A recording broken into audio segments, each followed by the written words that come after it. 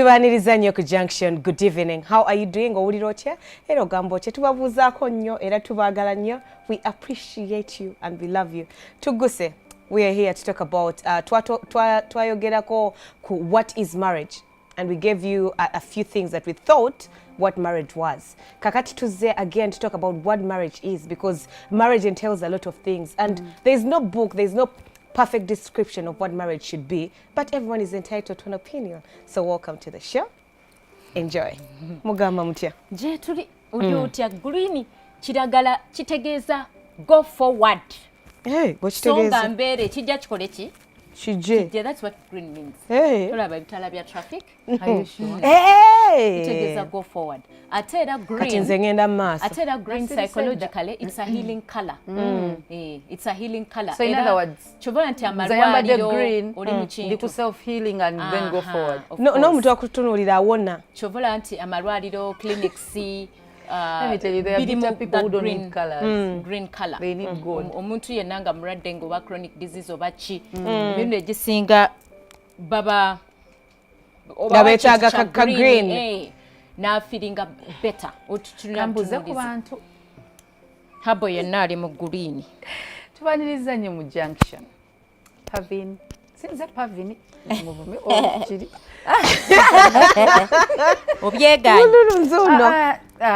By the way, in the world we live in, kiriza nti buli muntu Katonda yamutonda nga alina kyamanyi, alina kyayagala, alina n'ebirowoozo, buli muntu ali independent minded.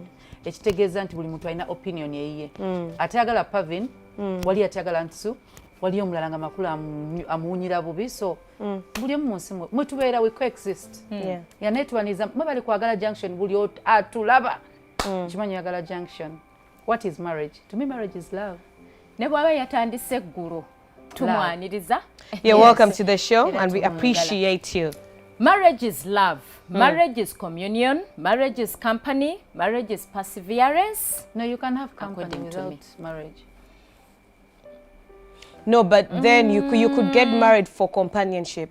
Not to die alone, because I think it's sad for you to have to go to. Not to What die if you alone. don't die? That's companionship. There are people That's who it. marry for that. You have a friend. Like you have a friend, you're in your 70s, and you need someone and to then, be with. What society is going to do, agambe, amwagalako bibye, ayagalako muta, ayagala sente. But the man is old and he knows he's old, but he wants a friend to be there for him. Even if it's just emotionally, it's not physical, because people be asking, but it doesn't have to be about that. It could be just for companionship, for that friendship. Want that someone I'm not to talk to. Yeah, I'm not alone in the house. I have someone I come back to. I think companionship is very important in marriage. It is. Because with the importance of companionship is it erases all the other things. Oshegera, you can be with a friend, and that friend is going to understand you irrespective of whatever situation. Of the world is against you out there, but the moment you open your door to your house, to your home, you have a friend, you have a companion who is going to console you, be there for you, make you forget the world, love you and nurture you. So yeah, that's marriage. Frustrations abantu ze balina ennaku zino ku mirimu gye bawangalira mu families. Okimanyi nti emirundi egisinga frustration ne bwolaba omuntu ng'oba ayombera mu taxi oba owa trafficking alina engeri gy'ayisaamu bantu banne kiraga nti ewaka ebintu si birungi. Not even there that. Is no companionship. Nayinza n'okuba taliyo nga tebamu omubeezi ayinza okuba nga gyali naye nga tebamulabanga tebamusiimangako. Okitegeera omuntu n'ajja n'ekinyiizo kye kyonna gy'akijje n'abaako gwakikuba n'onyiga nnyo and you type some very big, hilarious words. You have no love. You have no compassion at all. I do not care how much powers you have or how much entitlement. This one has been talking about entitlement. That's your business. Don't tell me those stories. You're entitled, but do it with respect. Respect others. Yeah. Even the Bible, yogera ku mukazi. Let's look at the companion gwe bayita omukazi. Yeah. Yogera ku mukazi omuyombi okubanga like it's better for a man okubeera ku roof y'ennyumba empewo n'emufuuyira enkuba n'emukubira than being in a house with a nagging wife. Kati you cannot be a companion when you're a nagging wife. You can't. Abantu fenna tunyiga. Naging wife ye muyombi. No, omanyi omuntu ayogera nga tasiri. Dinza nokuba liiso. Nga buli wokoma omukazi akuba eriiso. Yalirimu ebigambo ngali kumi. Aba kye tulina omanya nti fenna tuba n'obusungu ate fenna tuba n'ebizibu. Fenna tunyiga.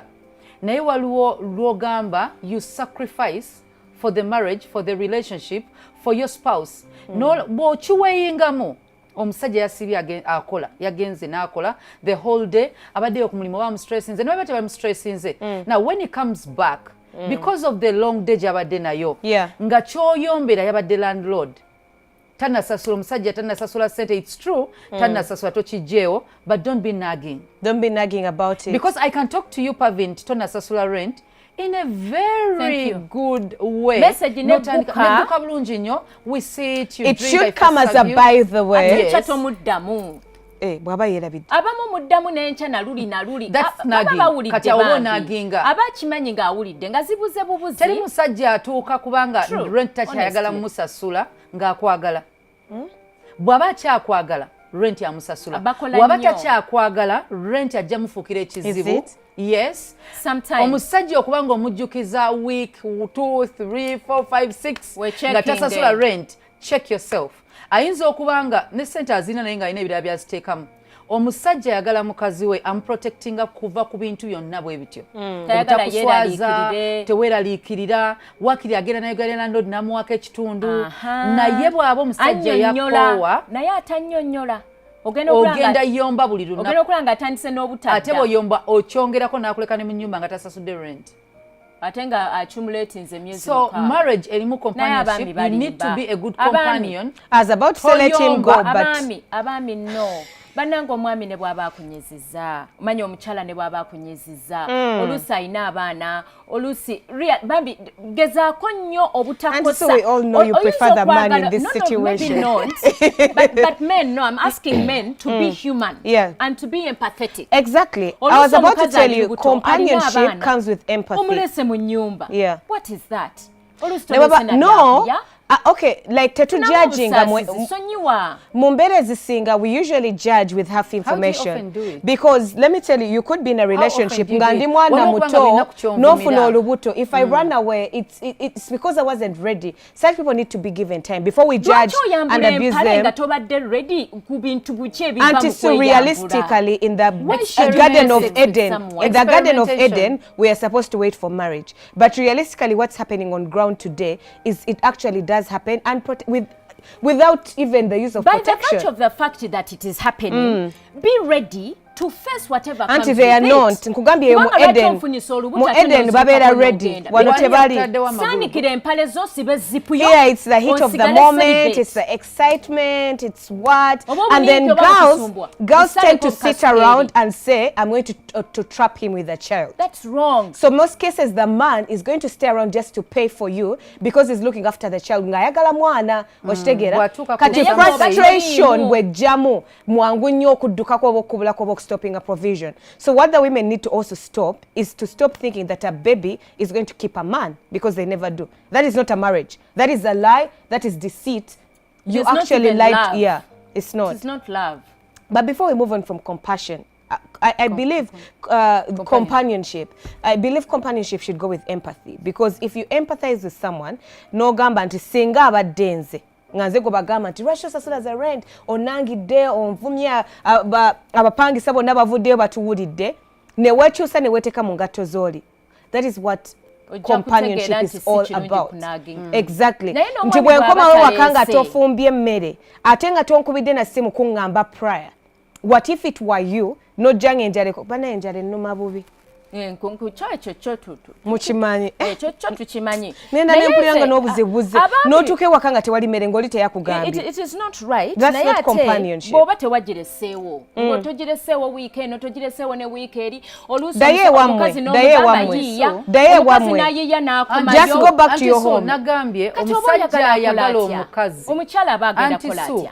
Teri musajja nga nawe bw'oyagala bbaawo ng'olina ekintu kyotasobola kumuleka kugoyinga kusula njala nga omuyiiza n'ofumba. Omukazi waba ayagala bbaawo, omusajja nawe waba teyaleseewo ssente, omukazi ajja mukubira mujjukize hani tewalisewo sente nange sina sente tukoze tutya abakyala okumanya enjiya gye bayiya yeewola ku buli mudaala gw'emmere omusajja doesn't care oba oyita muki oba oyita mu mbeera ki kati waliwo abakazi kakati lwaki onkowa n'otanga nti onkoye n'entereza byonkoye njagala okkirize nti n'omusajja oba omukazi ffenna tuli human beings waliwo abakazi abagamba nti omusajja talabirira baana nali mbaddeko mu situation nga omuntu asobola okukyaya abantu ng'alimba no sina kulimba ati si weetamu omuntu ne weetamwa n'ebimugirako byonna naye okwoba obukyayi bwanna baki nettaka kwatambulira no si kituufu tekirina kukolebwa anti tekirina kukolebwa nze kankubuulire teri musajja alina kukyawa baana be lwakuba yatabuse n'omukazi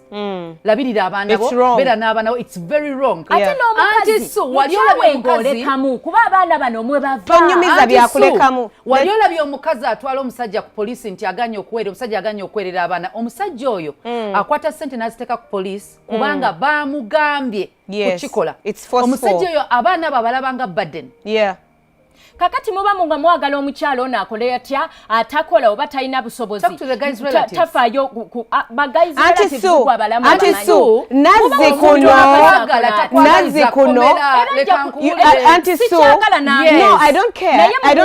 onjagaliza komera or whatever, but let's be realistic.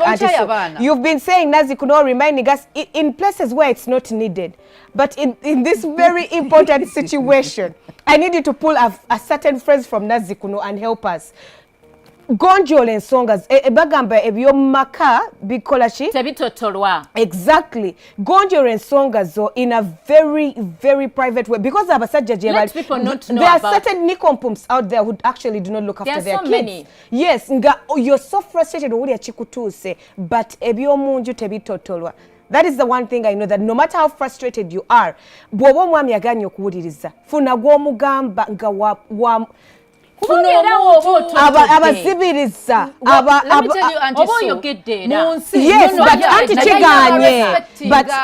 togenze mbalala batategeera nze ndowooza gw'omukyala ali mu maka oliruddeeyo ofuna ezokameza ez'obuli lunaku beera omukazi atereka beera omukazi atetenkanya teekawo obukoko baako akadala k'oyiiya baako kyokola kubanga okulindanga ssente y'omusajja waliwo naye we bimusobera ne bimutabukako omukazi yenna olina okubeera n'obwongo obutetenkanyiza famire yo omusajja wadde waali wadde taliiwo kubanga honestly speaking ennaku zino amaka gaweebuuka ne mugenda mu balooya ne mugenda mu makooti ne mugenda ku poliisi ne muswalira eyo whereby ne bona omutwala ku poliisi nga ye yaganye aba aganye. That's true, because it's as simple as calling for bankruptcy. So I'm bankrupt, I can't. Ate n'okyawiramu n'abaana nga Katonda yagamba nti muntu oyo z'omwono ojja kye balya naawe kenyini ky'olya. Ekibuuzo kiri si kituufu. Are you a companion? Ekyo whether omukazi is a companion or no. Anti Sue, nsagala buli lw'okolanga ekintu yagala bbaawo nga tosuubira kwagala ngeri gy'oyagala akwagalemu. Pray about it. Ajja kwagala. Nze nzikiza kisobola obeerawo love giweeyo yonna tewerekera muntu lwakuba tampa kino you never know asobola okuba nga ye bukyanga abeerawo talina bantu you've been talking about all this time. I know some men and endurance obugumiikiriza Katonda teyakibateekamu nnyo ng'abaami naye gwe ng'omukyala you could do it for him. Naye n'abasajja era bw'abanyigiriza I've seen scenarios. I don't know about Ugandans, like I don't care about their business, but I've seen LeBron James. He's with his high school sweetheart, and the reason why they're still together, they've been together for I don't know for how long, I think 3 centuries. He says she was there for me when I was nothing. When we could nga olusi basula mu parking ya motoka, olusi ne basula mu shelters and stuff, they were struggling. Right now he's one of the most companion. Exactly. That's what I'm trying to bring home. Why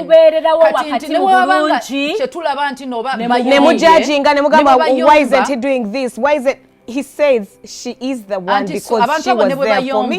There is something kyakwatako n'agamba this person has been there for me. A companion ayinza okuba kati twogera ku marriage. Ayinza okuba nga just mukwano gwono naye gundi oyo yambeerawo. Now for the marriage omukazi toyinza keera kuvuma musajja lwakuba teyakuwadde ssente za mmere njagala nnyo abaana okusoma omwana wange naye asoma but in a nice way but toyinza kuŋŋamba school fees za term 1 omwana ali mu P3 ne zinvumya omusajja tutabukerwa fees P3 P4 bwaba candidate nga third term omwana alina okukola exams awo otabuka naye atenda okutabuka ko omuntu asobola okutegeera naye lwaki muba mutabuka ne mwevuma lwaki temutula wansi waliwo obusungu ofuna naye kyetugamba nti companion bwe bayita companion otuula omuntu neomuwulira ne bwaba aganye okuwulira shut up obeeko kyoyiiya so simwana kuzirikako kufa kubanga omusajja nze yaganye okumpa sente therefore siina kyakola oyo mukazi musiru oyo mwagazaaki that's not companionship oyo mukazi alina ekyamuleta companionship omuntu abeera muyambi agenda kuyambako okukakkanya embeera that is the woman that they are virtuous woman bw'olayira n'ogamba nti mbubi ne mbulungi you a companion yes I expect you to be there for me irrespective of the situation obubi busobola okuba nga ndi mbusungu nga tondabangako bwentyo but you're there you keep quiet temusobola kulwana mwembi oba ne muyomba ne muwangula mu busungu bw'embeera nabo kangereze abakyala ababeera embuto omukazi asobola okubanga hormones kyezimukola avuma akola ki tayagala kunaaba omusajja alina kuba that mature okumanya nti enembeera mukazi wange gyalimu kamugumiikirize mpola mpola osobola omunaaba bw'aba yali abaddeko naawe nga toli lubuto nga weeyisa bulungi aba yakuwa okulaba enjawulo omugwira ali lubuto what we are talking about is marriage is companionship era mu companionship eno is empathy nti singa nze abadde alemereddwa probably okufumba emmere nga nkooye nandyagadde anvuma nangire olw'okuba tampadde za kameeza okitegeera no but that's what we are telling them that's what marriage is.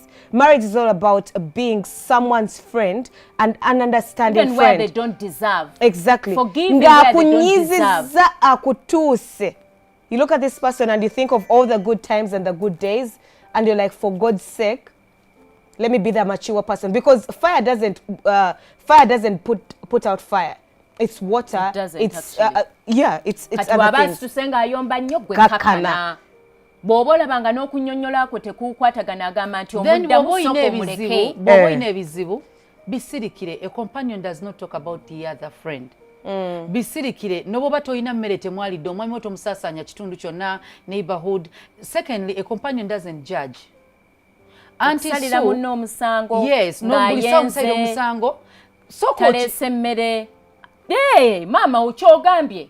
Tosalira munno omusango tomujajinga omukyala bw'aba ayenze oba omwami ng'ayenze atawonga mwesikamu.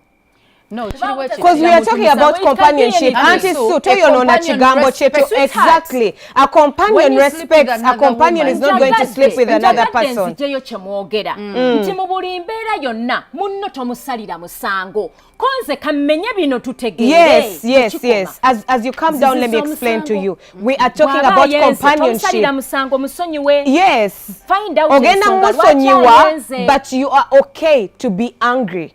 Auntie Sue, marriage is not pretense. Nti olw'okuba I'm supposed to be a companion, kansirike kansonyiwe. To be angry is being judgmental. No, to be angry is to shout, is to let out, to let people know, is to let people know okulangira. Auntie, that's what the angry we are talking about. The angry is, honey, you did me bad. You broke my trust, you disrespected me. That's okay. And I was there for then you're not being angry. Judgmental. Yes, you're not but being judgmental is whereby gusajja gwe oli gwenzi chiche sikuwayo wabachi. Notasoka kuzuula gwe kikyamu kiche wakoze kusindiikiriza oli kukola kye yakoze. Naye nga buba busungu tuleke kuba basiru. Buba busungu. Auntie Sue, imagine I'm your husband. You cheat on me. Nokuba wakano gamba kulika your baby. Wouldn't you fear that house? Yeah. That's a murderer. Omuntu, it's okay to be angry. Nekukulisayo you cheated.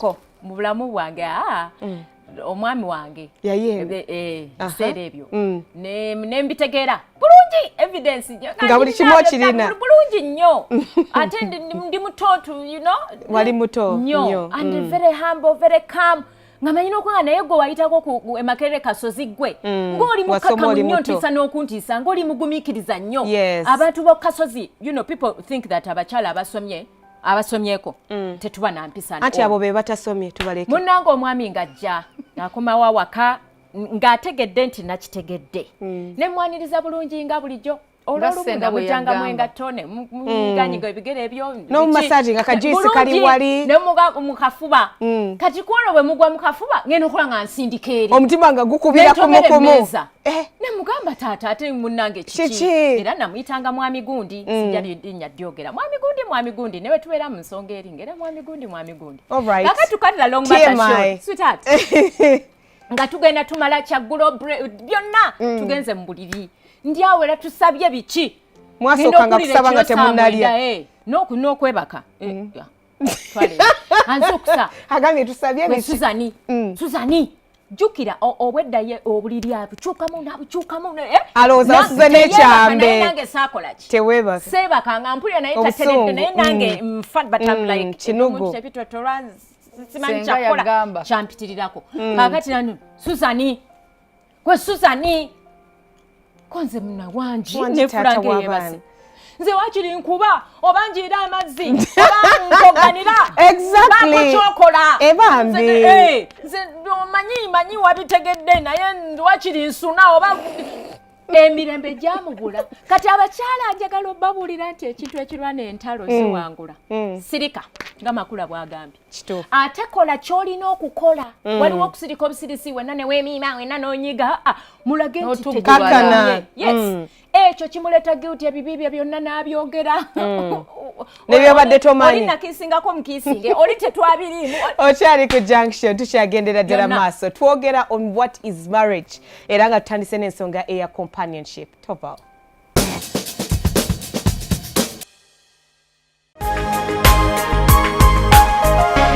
Soul Television Femunyo Okyali ku Junction era nga tukyagendera ddala maaso. Remember we have a Facebook page, The Junction Soul Television, where you're free to say whatever you want to say, and our YouTube channel as well. Watch as you give us your comments. What do you think marriage is? Tutanisene companionship. We talked about love, we talked about sex, we talked about children. Now we are talking about companionship. True.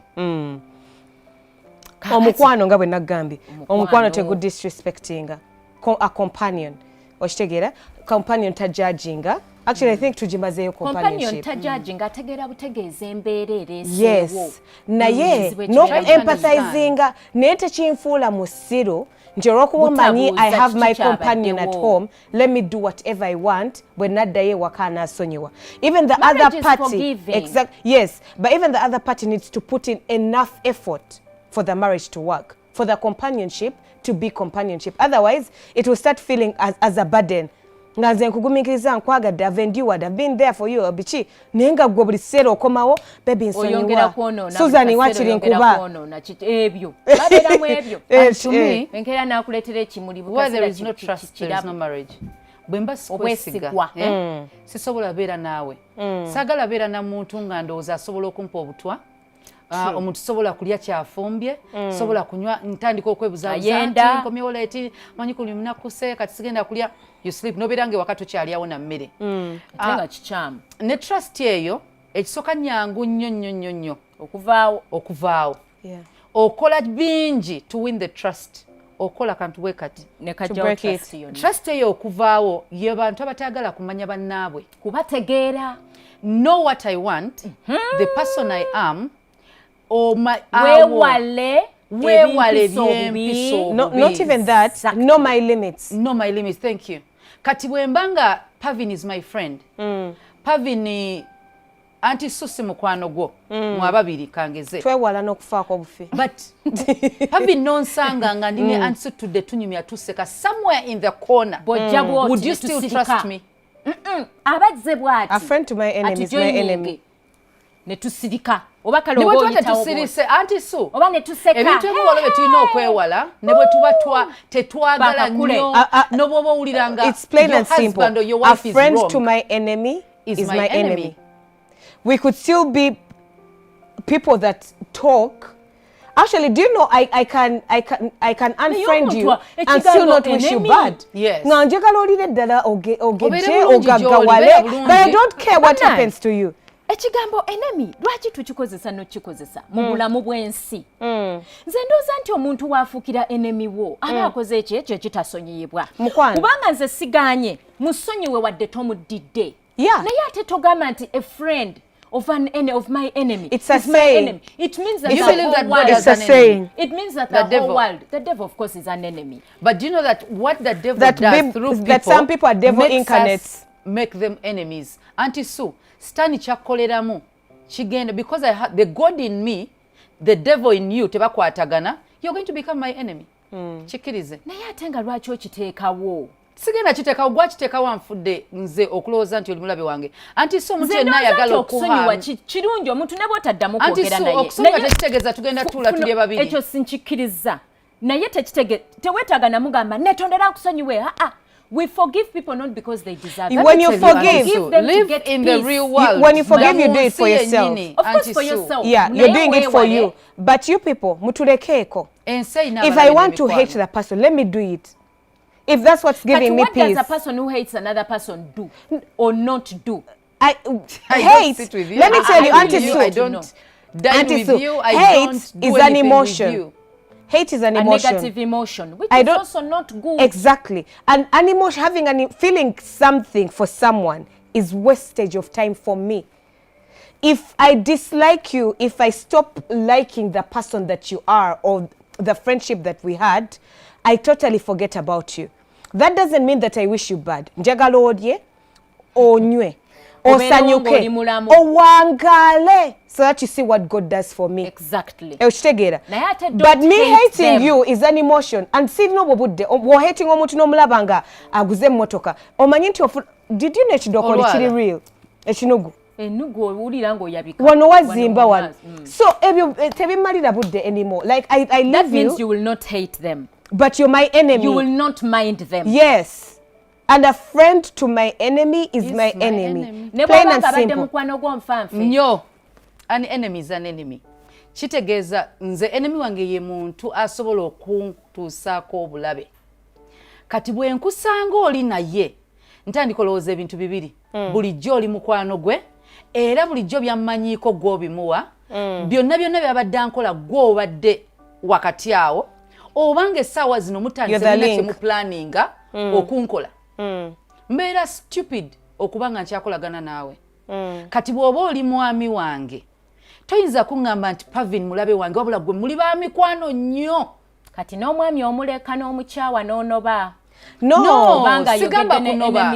Nedda tuba twagala abantu bategeere. It's going to bring about mistrust. Mistrust. Ngenda lowooza oba mulina. Ngenda kutandika okudawutinga nti buli wonna basanga mwenna n'okoma weewaka oba badde bandowooleza ki. Kubanga nze njagala tutegeere okugamba nti a friend of my enemy is my enemy. Oluusi friend ono ayinza okuba talina kyakkoze onokyawa mu kankubulire life is too short. Choose a side or leave me alone. If I've chosen to leave you alone, you go. Ogenda Genda. In life, you're not life is too short for you to be lukewarm. Decide, are you with the devil or God? Choose. Awolwaki totolonda, awolwaki tonyumiza ku sitaani emboozi.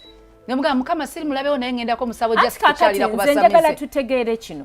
Nze ndowooza nti otula wansi n'omwami ono omuganda ye gundi ono ate muba mutya ab'emikwano ate ng'omanyi bye byakola. Awo we tugamba naye. Yes, that's companionship. That's good. Auntie Sue, that's good. Yes, but then the other thing is, Auntie Sue, imagine ng'osanze omwami wo n'olisenga we yakuwa obutiiti obwakutuga.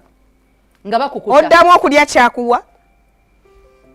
Bakukuta. Senga we sirimu erabira sakunsonyiwa. Nze ndeka munnange ze mmanyi bye. Banaye tuyita mu bingi. I'm so sorry. Auntie Sue. But imagine. Auntie Sue. Oba n'osanga nze n'oyo senga nenzija ne wakanga nkuleetedde oluwombo. Nga ndya lwaki. Auntie, we are friends. Auntie munnange.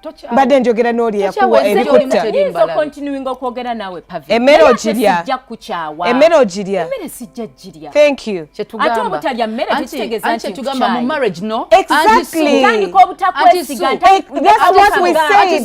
That's what brings about mistrust. Love your friendship eno gye muyina girlfriend. Ngamba mu marriage ng'omusajja takyalya mmere yo kubanga yakulana. Omanyi ekitegeeza omusajja nga talya waka mmere? Omusajja takyagala sula nawe kubanga amanyi oyinza osanga abalabe be bamuwadde obutwanga gwabuleese omanyi makulu omusajja anti so if you have Bwaba a wife takyalya or a mmere. husband who is not your defender oli mu wrong marriage era nze nja kugamba vaamu kuba mu bufumbo emmere za mirundi ebiri byonna bw'aba takyalya mmere kitegeeza n'emmere takyalya byonna anti tayinza kubanga takwesiga mu fumbiro by'ofumba neyebaka naawe anti egamba bw'oba anti so oli mukyala ng'omwami wo omwagala naye nga gw'olaba omwami wange naye alimba lwaki awala n'omusajja oyo talina kye yali amukoze byonna byamwogerako byabulimba because is your husband defend him oli ne bw'aba mutuufu atya bawo taba mukyamu mukazi oyinza kuba omudefendinga ng'alina omukazi gwe yamubbako oba business idea gye yamubbako anti si wali olabyeko ababbi bakazi be bawasa omukazi noba omukunya otya agamba omwami wange si mubbi That is a defender. No.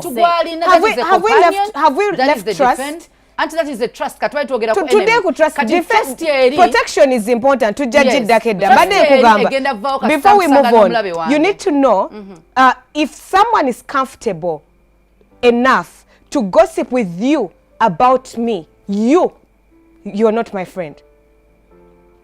I need you to know.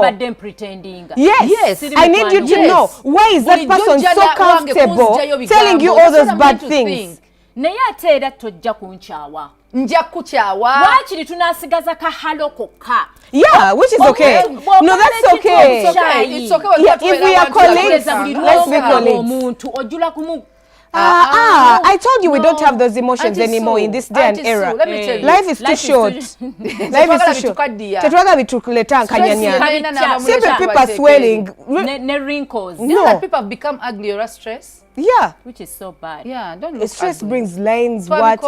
But the thing... The thing about trust is have your, when you break my trust because of the people you talk to or the people you relate with or probably the things that you do, it's never going to be built back. So for you to be able to trust each other with your spouse, give yourselves time, know the limits. Because oyinza okuba tontrustinga because you don't know my limits. Olowooza nti buli gw'onondaba naye mukwana. Tezikawo. And know your man's limits. Bano abakebera amasimu, abagoberera, abaspyinga. Yeah. There's a difference between forgiveness and trust. Nsobola okusonyiwa without reconciliation. Yeah. Nengamba nkusonyiye tugenda bera n'emirembe bera n'abaana bo bera n'abaana baffe tubakuze bulungi njabba wanga njabba labirira nenga me and you are done. No, not even that. So kusonyiwa and we stay in the same house. Osigadde mu nyumba yange. Yeah. They're there. Kubanga kakati obera togenda kundabirira. There are people omwami agenda kugamba omukyala otwamulabye yagambe oyo bwatyo. He doesn't trust you anymore. Mu kitanda oba okyakola ki mu nyumba ye kitegeeza muganya okusonyiwagana kitegeeza mujja kutingana kisingako oba hafadhali wakiriko mukola kolido munju omukazi nasole omusajja nasole n'obuli nayingiza omusajja kakati awo mukiriziganyizeewo nti ogenda kufuna omuntu wo ogenda kufuna boyfriend naye afune boyfriend so that towulira rather girlfriend so that towulira nti omwami wo yakwanye ate ava olwonettuka olwonojja ngo oyanguwa oyo bba wange muve ku bba wange you need to know tuwadde twogera ku companionship naye companionship naye okubeerawo trust and toina jitta Bojita, you can fail to be a companion. Tuwade twogera ku bwenzi. You can't be a companion if you don't trust the person. Tuwade twogera ku bwenzi. Omuntu bw'ayenda a breaking the trust. Nti ne bw'akomawo ekiro ng'ava ddala ku mulimu oyinza olowooza akulimba. Yeah. Ne bw'omusanga n'omuwala nga boogera business. Ne bw'omusanga bali mu business meeting ng'ali n'omuwala ogenda lowooza amukwana ne bw'aba tamukwana. Ne bw'aba omuntu okisinze ne bakwata toyina bw'omatiza muntu tewe bakako naye. So once it's gone, I can't be a companion. Kati olw'okuba nti kibeerawo buli kaseera okosooka tomusonyiwe. It means you're cheating. Because kissing is intimate. Bukisinzi wasinga saabasanzi. Nze nehaga saagala. Nemukisinze oyo musego. Nehaga saagala because one thing leads to another. One thing leads to another. I love to give hugs. Sweetie baby hug. Sikafumito nze mpa hug. Sibine by'okulemeramu. Kubanga haga face buli kitundu kyolina ku face kiba kyegasi. Anti go hugging bubi. Wano waba wegasi. Go wagikwata bubi. Buli wantu waba and hug people. Ata nsona mwako awahag nateekako n'okugulu bwa akuteeka magulu wakati magulu g'omuntu bamunaye ejja kuba muhaga omwana yayimba yali haga buhaga haga yatabula ebintu nesobya ebintu byonna. I know, but then putting trust aside, you are talking about protection and defense. Protection is crucial in a marriage. When you talk about what marriage is, protection and security is totally important. You protect your wife by looking after her. Yes. That's protection. You secure her life. Omugenda making sure anti bwafuna olubuto wano consumption dudi miezi esatu. Bwoba mufuna mpola, you started putting money aside. Tekijja kugwako bugwe. Obimuwa. Tovuma movement yekoza nze ngamba tebayoya. Nnyo ku mmumba ekyokuyoya kigende. Abasajja abakopi. But anyway, protection also means protection also. Okuba akasimu mangu nnyo. Okubida ntunga babiroga lwaki sikubira sweetheart wa. Yeah, immediately you're reacting it there. Yeah, and he came so through. Away. That's true. So that is love. Protection is also about a physical protection. Abasajja b'ennaku zino omanye ekintu kikonebwa lunaku mukyala.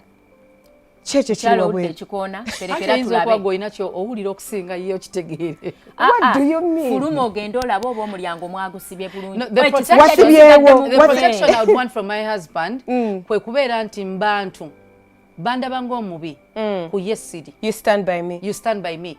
Eyo protection ye kyasinga. Now you stand by your husband. Nti teweegatta n'abasajja banno kungeya. N'osanga omukazi abasajja nga banyumya ku bakazi nga ne mukazi we mutono nga mukazi we mutono kangambe physical size naye nga bali mu kuvuma bukazi butono nga naye mwali nga naawe oli mutono kati that is not protection. Protection endala y'ebintu by'omumanyiiko lwaki batulya ku mmere nja kale munawala abantu nga batono ebintu byakumanyiko nagenda protection endala gye njagala nti bwe mba nasalawo okubeera naawe nkweyambulira nsobola ofuuyira mu buliri nsobola okwayuuya nsobola okwesokola nga gundi sikoseza ka toothpick nsobola okukola ekintu kyonna kyonna bingi ebikolebwa ku bantu nga bali babiri nga babeera bonna mu nju tukikkirize gyebiri. I need protection nti by'omumanyiiko obimanyiko nga mukyalawo amabere bwe gafaanana hips bwe zifaanana biki bwe bifaanana okwegayiridde don't go beyond our house. Togenda kufaanana nga hippopotamus odde mikwano gyo nnyumyeko nja kunyumyako maani nkugambye genda mu gym oliawo. Let me say abakyala be basinga okunyumya ku bintu by'amaka emirundi egisinga bamusirika kasita banyiiga n'alyoka ayogera n'ebyo yakusonyiwa n'ebyakulangira byonna n'alyoka abyogera lwaki kubanga ffe abakazi amaanyi gaffe gali mu mumwa bw'ojja n'okuba n'otulugunya exactly mpulira nga nange njagala nkole naawe kinaakuluma. Abantu be balowoozanga nti balina eddagala erigema abakazi teryalinga ddagala. Makula, before you say anything, I was coming to you and your point. Amazzi mu kamwa. You said mbogenda kunfuuyira ogenda kuneeyambulira oyayuye. It can happen. Senga wange yaŋŋamba nti obukyafu bw'olaga omwami omuleeta okukwenyinyala.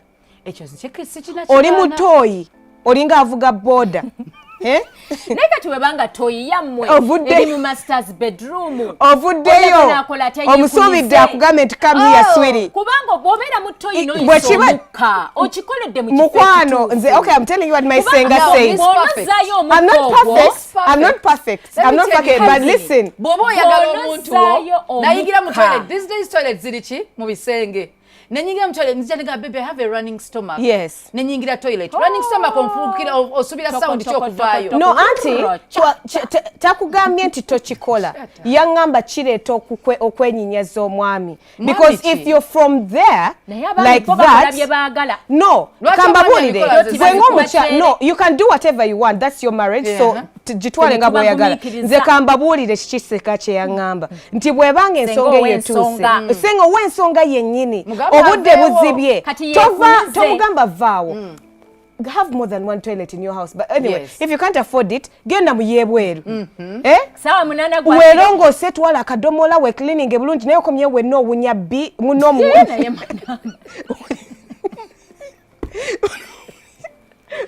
ate abakyala n'abaami muyiga okweyamba nga temuli magenda mu nsonga za kisenge naddala abakyala But I'm being serious. I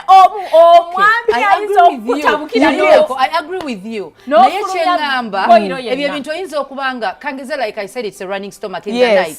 No yingirayo. Omukazi omuyonjo bw'omala okukola ekyo don't just use tissue. Kitegeeza bw'oba toilet mwe nyumba take a bath. No, take a bath. Take a bath. Omuntu akyulira nti onaaba. Nabira ddala kye tugamba. N'essaagala oberenga olina by'omanyiiko ekiro olubuto nebase. Let me tell you, Pavin. Ogenda kukola namba 2 mu bucket ng'omwami wo mwali mu nnyumba. Wabweru ababbi gye bali tukoze tutya oganya okumperekera ofuluma tulina ekidomo. Omwami akuwerekere. Anti so. Abami abamu tebakyayagala kuwerekera. Nedda tubagamba bawerekere. Anti so manyi bucket nebeera mu kitanda nga gwoche baseko waggulu. Ne bweba ya susu bususu. Aba awunyira ddala okamala. Teri excuse nti budde buzibye. Omwami akuwerekere. Number 2. Number 2 kiriko ki ate kakati oba onookola otya nga bwe muli yembeera gye mulimu. Let me tell you, it's as simple as this. Tewennyinyaza mwami wo. Abakazi abamu mwe mwereetera ebizibu. You believe my man loves me so much, you get comfortable. This releasing, okitegeera. This releasing when your muscles have relaxed is at okay. Night, you're sleeping. It's inevitable. But if you can go away, distance yourself from your man to do whatever business you want to do, please do it. Tovaayo ovuddeyo ova kunaaba tawulo ogitaddeyo osumuludde pad shwa tu ogw'omugutaza okulukuta the man is going to be even me I'll be disgusted. Tewanyiyaza munno olw'okuba because mumutuse mu stage ya love ebatta gubadduguda. After some time he's going to get tired. Imagine a chick, a woman, only comfortable nyombo. You go to the toilet, you do number 2. Then over and you start touching the guy and you want to make love. Oh, you still smelling engalo ne sabuni. Nabo omubiri gwonna anti su. Kati nno bannanga abasawo batugamba. And some of you don't know how to use toilet paper. Mukwatayo n'engalo. Naawe. Kyokka mulina enjala empanvu. Oshitegeera ziri muli. Toilet paper wa butono then they back front. Nojanga wenna you reek of poop. Kino kiri ku basajja n'abakazi. You have germs omusajja omusiiga STI. Omusajja ye takola pupu. Anti akikola naye tugamba companionship. Empathize with me. If you're going to do number 2 nga waliwo toilet enda ngamba nkuwerekere ng'omukyala. Tuleme kuyingira mu nnyumba nga tetunnakola number 1 ne number 2. Yes. Tukole number 1 ne number 2 ku makya. Because you can train your body. Yes. Even at 6. You train. Yes. Even at 6. At 6 you have time for the body to clean itself. Make sure you have air fresheners. Make sure you have air fresheners mu nyumba yo. Toilet eri mu nyumba. Okoze ebintu byonna byonna. Air freshener nga yegase n'ekiwoowe. Tukomawo tovaawo twogera ku what is marriage? What entails marriage? What makes marriage work? Tovaawo.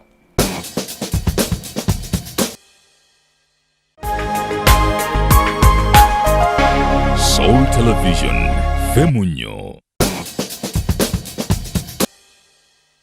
Tukyagendera ddala maaso era nga okyali ku Junction. What is marriage to you? Give us your opinion. Do not fear. Feel free. Tell us what you think marriage is. Abadde akyayogera ku air freshener. Tuveeyo eri mu naye obugumiikiriza muno mugumiikirize nti nature's call. Yeah, anti so. But don't get comfortable. Yeah. Don't discuss each other, but if I had diarrhea because of food poison, it's okay. But in a running stomach, you have time. Do you know there are some irresponsible women who go to the toilet agulewo n'olujjanyu irresponsible women and men. Abazadde njagala mutegeere nazzi kuno omwana teyamanyanga nti dadi agenze mu toyi okitegeera balina engeri gye bagendangaawo ne balondalonda obusubi ne babuzaabuza omusajja asirikidde mu kisenge omwana agenda okutunula ati hani n'abaana mumanyi nti tubawemula tugenda nitukola tukundi pupu ng'abaana batulaba n'omuyita mpereza toilet paper omwana najja nakusanga kasobola abaana tebalina nakumanya nti ebyo ebintu tubikola nakulaba nyi mami wange nedda tebakola bintu ng'era mami agamba kagendeko mu kiyigo ndaba oba mwayonjezza nayitawo n'akulakula budoodo obuli awo kumpi ne toyi balaba mutunudde eri muti nga yabbika toyi tomanya na waayise mami avaayo aga nti naye nno temwayonjezaayo bulungi ng'akwata akeeyo olwagenda okuyonjayo byakoze eki byakozeeyo naye ekyo nga mukyali awo wakiri oweesitaza omwami wo oba omukyala wo naye ate abaana mulina ekidoli bwe mukigendamu abaana babalaba wenna mama ne weeyanjuluza nze nabagambye dda there's no relationship that comfortability is just wrong omubiri opracticinga weewala you train yourself they call it potty training nga temulina toyi bw'oba oyagala munno nga batugana ng'okunywa obugi ekiro love doesn't dishonor the other person kituufu omuntu okubanga munno omuweebuula siyinza kusigala mu bufumbo nga bw'ofuluma ebweru nga buli muntu akumanyi. Dishonoring could be, let me give a plain and simple example that people never think about. You're probably in a misunderstanding, which happens. Yeah, almost probably it happens almost the other day. Nemuyomba bichi yembere berawo. Not de waka to your sisters or to your mom or to your dad. No mugamba nzate bwati ne. You're dishonoring him, yet you're going to forgive him. Ate mumale mumale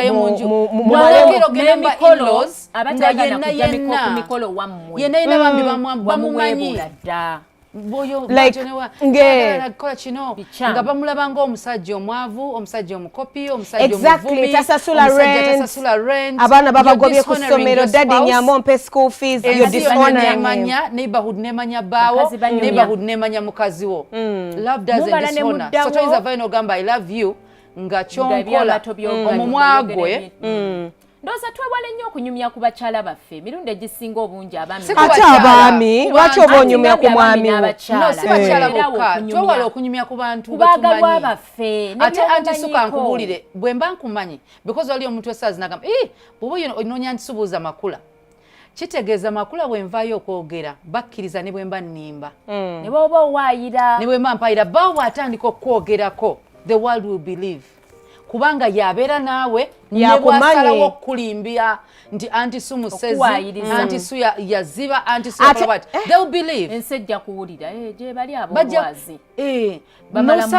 nosanga omukazi ng'anyumya bbaawe sayizi osinga limba n'okulimba nga ye anoonya excuse to get away kyakoze n'atandika okunyumya ku bbaawe sayizi weeti kyekyankola bwe kiti ekyankozesa kino stop explaining yourself to the public ng'okozesa someone's name gyotanishinga nga bawo that's not marriage ate bannange you people obufumbo kwagala si bwe mwagambye there are different things we do to express love obufumbo mwagambye nti companionship companionship gye gwekereza kitanda abakyala batasobola kugumiikiriza mwami wo nti ye 24/7 aba mu bwetaavu mwe ne mulowooza nti basenga baba babuuliridde nti munnange ekikole bwoti busawo wayagalidde biki mbeegayiridde nnyo ekintu ekyo mu kikomye ekyomutwe gunnuma simanya nnakooye nnyo simanya biki kirungi nti bw'oba togenda mukyala mwami wo okumuwa kyayagala baako okunnyonnyola kwokola ki kwokola nga bw'onookola okunnyonnyola gw'omwami nga tosobodde kuleeta ssente zanva oba alugoye lwa ssekukulu baako okunnyonnyola emirundi egisinga omuntu ayagala annyonnyola munnange nnemereddwa naye olw'ensonga ABCD ate n'ensonga zireke kuba all the time of course zireme kuba all the time kuba omuntu atuuka ekiseera naye n'alekeraawo okukola ki okubiriivinga bagamba nti ensonga eyo antiswa agiremerako nnyo naye ensonga nkulu egumiza obufumbo kwagala butayagala kuba mwe muva abaana ate ng'abaana be basinga okusanyusa That's true. No, si kweraga. No, what I wanted to talk about, love is a verb.